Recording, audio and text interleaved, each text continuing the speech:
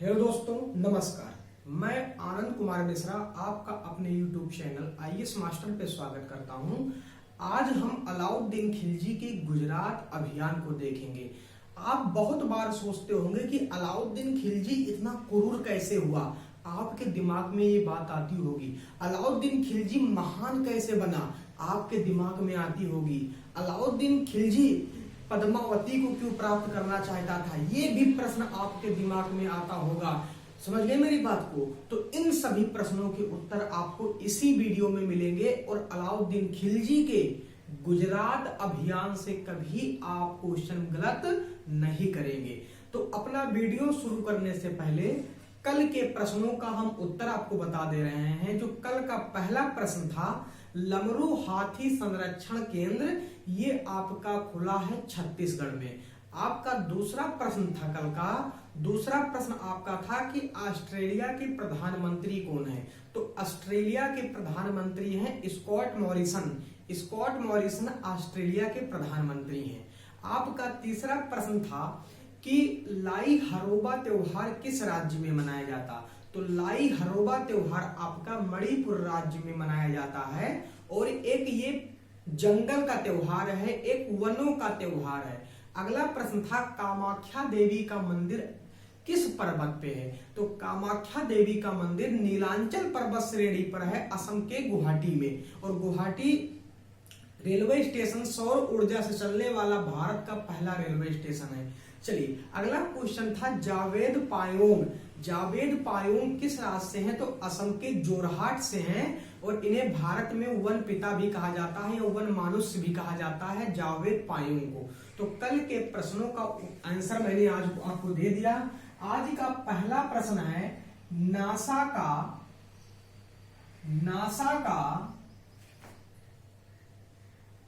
Dragon fly mission किस उपग्रह पर जाएगा। किस उपग्रह पर जाएगा।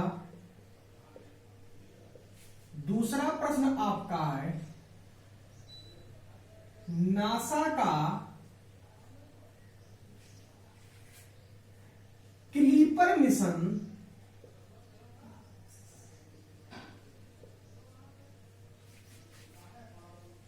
किस उपग्रह पर जाएगा।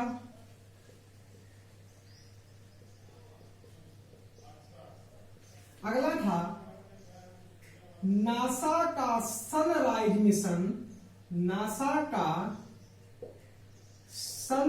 मिशन किस तारा पर जाएगा। किस तारा पर जाएगा। अगला प्रश्न, नासा का आर्टेमिस मिशन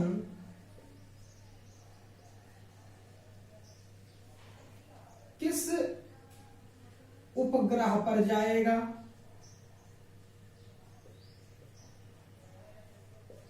अगला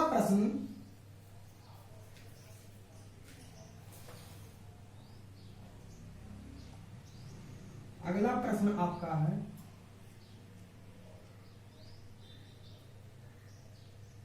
सबरीमाला मंदिर में किस देवता की पूजा होती। किस देवता की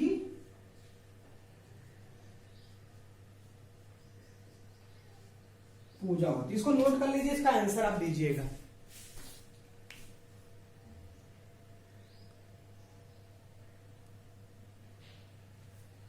नासा का ड्रैगन फ्लाई मिशन, ये सब आप नोट कर लीजिए।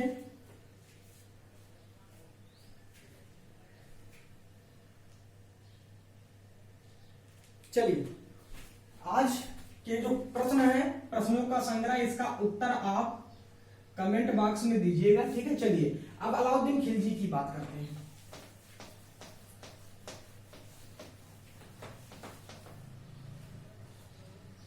चलिए, अब अलाउद्दीन खिलजी की उत्तर भारत में, अलाउद्दीन खिलजी की भैया उत्तर भारत में, नॉर्थ इंडिया में, जैसे आपका ये भारत है, ये आपका भारत है, ये आपका साउथ इंडिया, ये आपका नॉर्थ इंडिया। तो अलाउद्दीन खिलजी के उत्तर भारत की जो विजय का उद्देश्य था वो धन लूटना नहीं था। अलाउद्दीन खिलजी के नॉर्थ इंडिया पर आक्रमण का उद्देश्य पैसा लूटना नहीं था, धन लूटना नहीं था, बल्कि विस्तारवादी की नीति थी। अलाउद्दीन खिलजी के उत्तर भारत का उद्देश्य क्या था जीतने का? विस्तारवाद, मतलब विस्तार करना था अपने साम्राज्य को। अलाउद्दीन खिलजी के उत्तर भारत पे आक्रमण का उद्देश्य अपने साम्राज्य को विस्तार करना था। और उत्तर भारत के अंतर्गत अलाउद्दीन खिलजी ने अपनी पहली विजय आपकी जो की वो की आपकी गुजरात में। ये आपका पाकिस्तान उस समय था, ये मत सोच लीजिएगा कि सर गुजरात तो पश्चिम में है, कंफ्यूज मत होइएगा। अलाउद्दीन खिलजी की उत्तर भारत की पहली विजय जो थी वो आपकी थी गुजरात की विजय। वो आपकी कौन सी विजय थी? वो आपकी थी गुजरात की विजय, ये वाली विजय थी। अच्छा, अब गुजरात की विजय थी, अलाउद्दीन खिलजी क्यों गुजरात पर आक्रमण करेगा? क्या किसी ने उसे बुलाया था? क्या किसी ने उससे कहा था कि यहाँ पर बहुत धन संपदा है? आप बताइए मुझे, क्या किसी को पता था इसके बारे में? आप सुनिएगा, अलाउद्दीन खिलजी क्या करता है 1297 में, 1297 में, एक मिनट, 1297 में, ठीक है, इतना याद कर लीजिएगा। गुजरात पर क्या कर देता है भैया? गुजरात पर आक्रमण कर देता है। गुजरात पर क्या कर देता है? गुजरात पर आक्रमण कर देता है। अच्छा, गुजरात पर आक्रमण करता है तो एक प्रश्न बनता है, बताइए आप उस समय गुजरात का शासक कौन था? तो भैया उस समय गुजरात का शासक था रायकर्ण द्वितीय, रायकर्ण सेकंड था। अच्छा, आप मुझे बताइए रायकर्ण सेकंड किस राजवंश का था? तो रायकर्ण सेकंड बघेल वंश का शासक था, बघेल राजा था, बघेल राजा रायकर्ण सेकंड, ठीक है। अच्छा, इसकी राजधानी क्या थी भैया? तो इसकी राजधानी थी अन्हिलवाड़ा। इसकी राजधानी क्या थी? अन्हिलवाड़ा। क्या थी भैया? अन्हिलवाड़ा। क्या थी? अन्हिलवाड़ा। अब समझो, अलाउद्दीन खिलजी ने उत्तर भारत के विजय की जिम्मेदारी अपने दो सेनापतियों को सौंपी। एक का नाम है भैया उलूग खां, एक का नाम है उलूग खां, और एक का नाम है नुसरत खां। एक का नाम है उलूग खां और एक का नाम है नुसरत खां। इन दोनों को गुजरात विजय की क्या सौंपी? जिम्मेदारी सौंपी। बहुत ध्यान से सुनिएगा, गुजरात विजय की इन दोनों को क्या सौंपी? जिम्मेदारी सौंपी, उलूग खां और नुसरत खां को। अच्छा, अलाउद्दीन खिलजी गुजरात पर आक्रमण क्यों करता है? देखो, जो अलाउद्दीन खिलजी गुजरात पर आक्रमण इसलिए करता है कि जो रायकर्ण होता है, ये जो रायकर्ण होता है इसके प्रधानमंत्री होता है, रायकर्ण का एक पीएम होता है, प्रधानमंत्री होता है। अब रायकर्ण क्या करता है कि अपने प्रधानमंत्री की पत्नी को हड़प लेता है, अपने प्रधानमंत्री की पत्नी से प्रेम करता है और उससे शादी करने की कोशिश करती है, उसके साथ संभोग भी कर चुका होता है। तो इसकी बात जब पता चलती है रायकर्ण के प्रधानमंत्री को तो वो बहुत क्रोधित होता है और रायकर्ण सेकंड को प्रताड़ित करने के लिए, रायकर्ण सेकंड को मजा चखाने के लिए, रायकर्ण सेकंड को पराजित करने के लिए वो अलाउद्दीन खिलजी के पास, वो किसके पास? वो अलाउद्दीन खिलजी के पास, अलाउद्दीन खिलजी के पास निमंत्रण भेजता है कि महाराज आप गुजरात पर आक्रमण करो और मैं आपकी मदद करूंगा। क्यों आक्रमण करता है अलाउद्दीन खिलजी? ये तो हो गया तात्कालिक कारण। अच्छा, हम पीछे चलते हैं तो गुजरात भारत का सबसे समृद्ध व शक्तिशाली राज्य था। उस समय प्रांत बोलते थे। गुजरात भारत का सबसे समृद्ध और शक्तिशाली राज्य था या प्रांत था, और इस गुजरात का व्यापार भारत में ही नहीं, भारत में ही नहीं बल्कि ईरान और अरब देशों तक होते थे। ईरान और अरब देशों तक होते थे भारत का व्यापार। ये ध्यान कर लीजिए, जहाजों द्वारा भारत का व्यापार ईरान, जिसकी राजधानी तेहरान है, और अरब देश, जो आपकी अरब खाड़ी के देश है, वहां तक भारत का व्यापार गुजरात करता था। तो गुजरात बहुत ही समृद्ध प्रांत था व्यापारिक दृष्टि से। तो अलाउद्दीन खिलजी सोच ही रहा था कि जीतना है, लेकिन तात्कालिक कारण के अंतर्गत क्या हो गया कि रायगढ़ का प्रधानमंत्री जो था वो क्या किया, अलाउद्दीन खिलजी को गुजरात पर आक्रमण करने का निमंत्रण देता है। क्यों देता है? तो इसलिए देता है क्योंकि रायगढ़ सिकंद ने अपने प्रधानमंत्री की पत्नी के साथ गलत संबंध रखा था, अपनी प्रधानमंत्री की पत्नी को हड़पने की कोशिश की। तो इस बात का बदला लेने के लिए, रायगढ़ को मारने के लिए अलाउद्दीन खिलजी के पास निमंत्रण भेजता है। अलाउद्दीन खिलजी स्वयं नहीं आता, अपने दो सेनापति उलूग खां और नुसरत खां को भेजता है। उलूग खां सिंध के रास्ते आता है और जैसलमेर को जीत लेता है। उलूग खां सिंध के रास्ते आता है और जैसलमेर को जीत लेता है, और नुसरत खां सीधा आक्रमण करता है रायगढ़ पर, लेकिन रायगढ़ इस युद्ध में पराजित हो जाता है। रायगढ़ इस युद्ध में भैया पराजित हो जाता है, और जब रायगढ़ इस युद्ध में क्या हो जाता है, पराजित हो जाता है, तो रायगढ़ की लड़की का नाम है देवल रानी। रायगढ़ की लड़की का नाम है देवल रानी, और रायगढ़ ये इसकी लड़की है रायगढ़ की, और पत्नी जो है रायगढ़ की उनका नाम है कमला रानी। क्या नाम है? कमला रानी।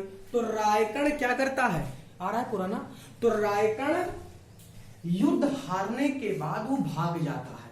किसको लेकर?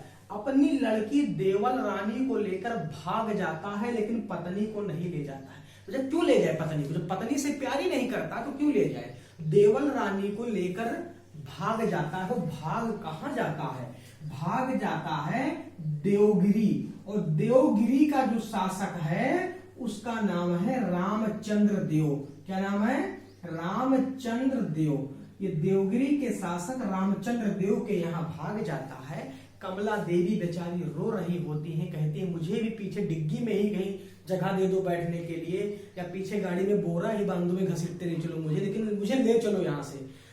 लेकिन पल्सर स्टार्ट करके रायगढ़ देवल रानी को लेकर फुर्र से निकल जाता है, और बाद में उलूग खां और नुसरत खां क्या करते हैं?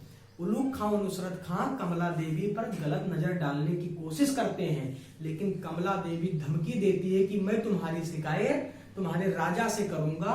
तो इसीलिए नुसरत खां और उलूग खां कमला देवी को कुछ नहीं करते हैं, और इसकी खबर अलाउद्दीन खिलजी के पास भिजवा देते हैं कि महाराज रायगढ़ तो भाग गया, लेकिन अपनी पत्नी को छोड़ गया है, क्या किया जाए? तो अलाउद्दीन खिलजी कहता है कमला मुझे पसंद है, और उसी दिन से नाम पड़ गया कमला पसंद गुटका। समझ गए? कमला मुझे क्या है?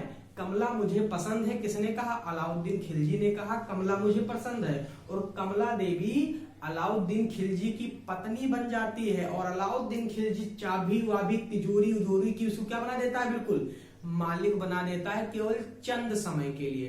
कहता है कि चंद समय के लिए शौक कर लो, फिर हो सकता है अगले युद्ध में कोई दूसरी महिला मिल जाए, कोई दूसरी रानी मिल जाए, तो इसीलिए जल्दी जल्दी ऐश कर लो।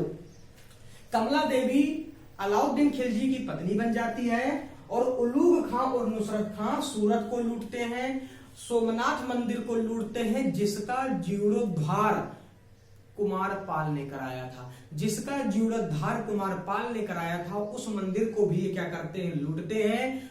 भारत के सबसे समृद्ध प्रांत सूरत को भी क्या करते हैं? लोग लूटते हैं। और इसी खंभात की खाड़ी में जो यहाँ पर नुसरत खां है, इसी खंभात की खाड़ी में, इसी खंभात की खाड़ी से नुसरत खां मिला था, नुसरत खां मिला था, जिसे हम बोलते हैं मलिक काफूर, मलिक काफूर बोलते हैं। और मलिक काफूर को 1000 सोने के दिनार में, 1000 सोने के दिनार में खरीदा गया था। इसीलिए मलिक काफूर को 1000 दिनारी कहते हैं। क्या बोलते हैं? मलिक काफूर को 1000 दिनारी कहते हैं। और जब रायगढ़ चला जाता है तो गुजरात का जो सूबेदार बनाया जाता है, वो गुजरात का सूबेदार बनाया जाता है अलफ खां को। वो किसे बनाया जाता है भैया? अलफ खां को। तो इतनी बात समझ में आई, इतनी बात समझ में आई कि रायगढ़ या गुजरात जीतने के बाद उसका सूबेदार किसे बनाया जाता? अलफ खां को।